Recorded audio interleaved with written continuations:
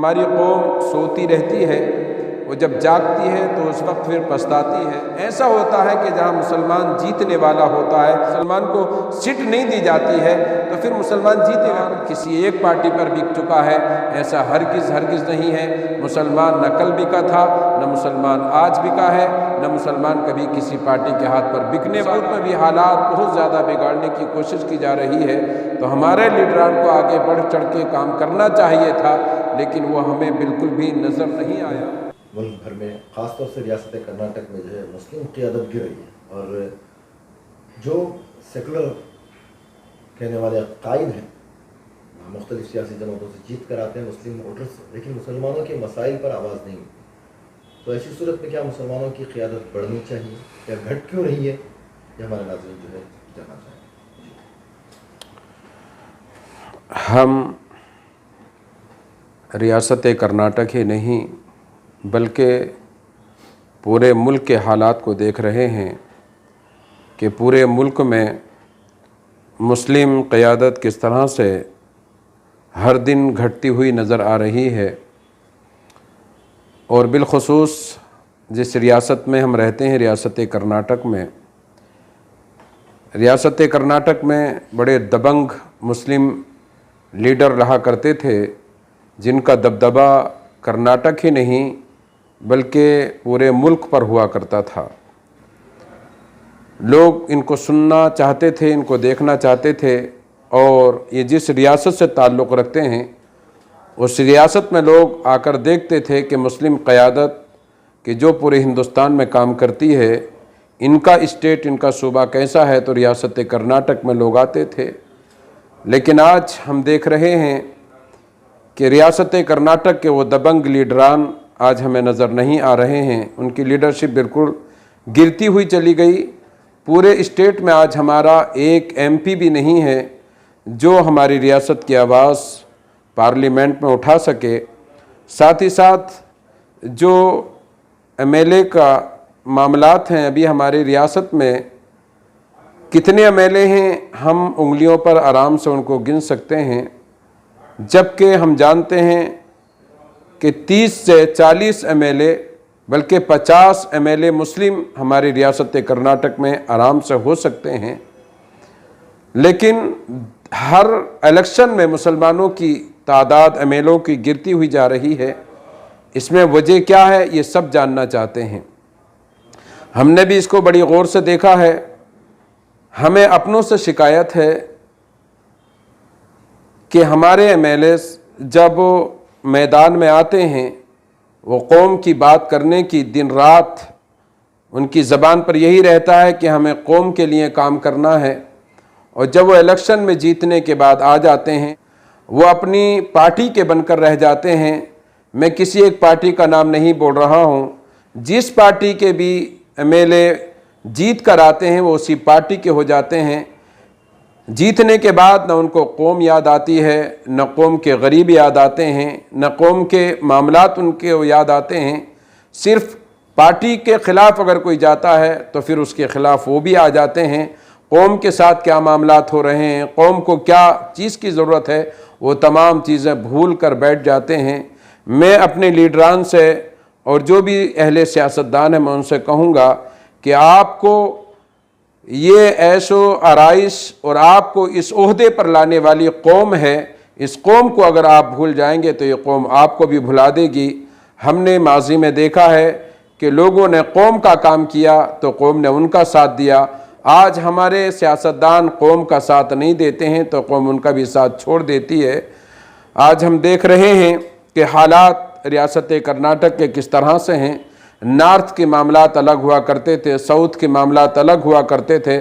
South میں ایک امن ہوتا تھا، ایک لوگ آپس میں مل جل کے محبت سے رہا کرتے تھے، لیکن ابھی وہی نفرتوں کے بازار ساؤتھ میں بھی گرم ہو چکے ہیں۔ ساؤتھ میں بھی حالات بہت زیادہ بگاڑنے کی کوشش کی جا رہی ہے۔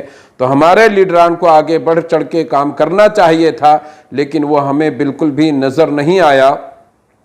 ابھی بھی ہمارے پاس وقت ہے، ریاست کرناٹک میں الیکشن بالکل قریب ہیں، تو میں اپنی قوم سے گزارش کروں گا کہ آپ دیکھیں کون ہے جو مسلمانوں کا قائد بن سکتا ہے، مسلمانوں کے لیے کام کر سکتا ہے، مسلمانوں کی آواز اٹھا سکتا ہے، مسلمانوں کی چیزوں کو وہ آگے سامنے رکھ سکتا ہے۔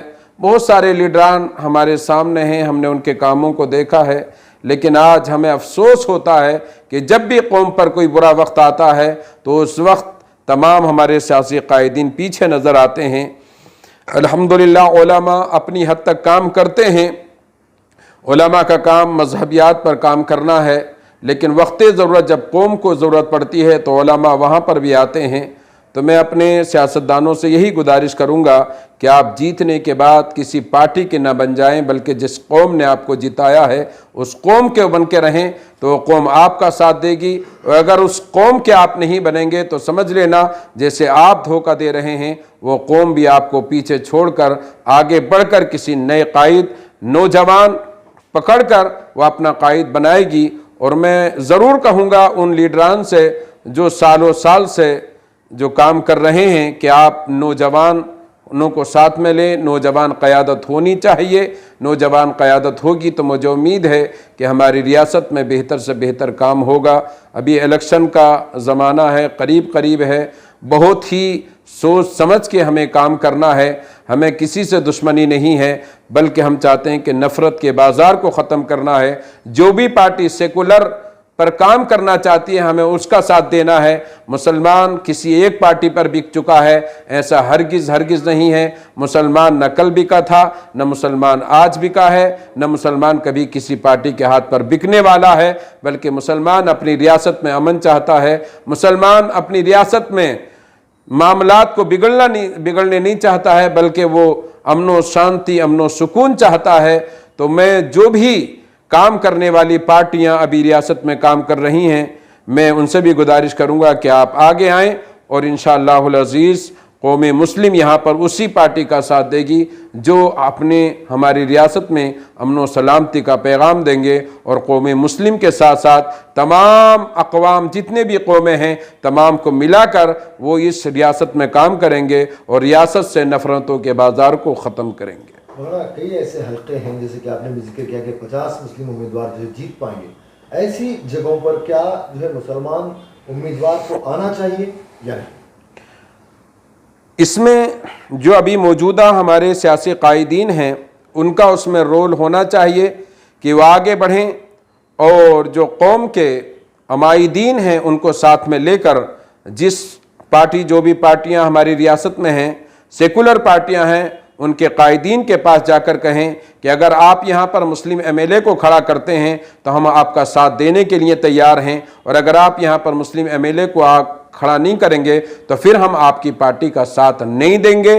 کھل کر عمائدین کو، علماء کو اور ہمارے سیاسی قائدین اگر آگے آئیں گے، ایسا ہوتا ہے کہ جہاں مسلمان جیتنے والا ہوتا ہے وہاں پر کسی مسلمان کو ووٹ نہیں دیا، مسلمان کو سیٹ نہیں دی جاتی ہے، تو پھر مسلمان جیتے گا کہاں سے؟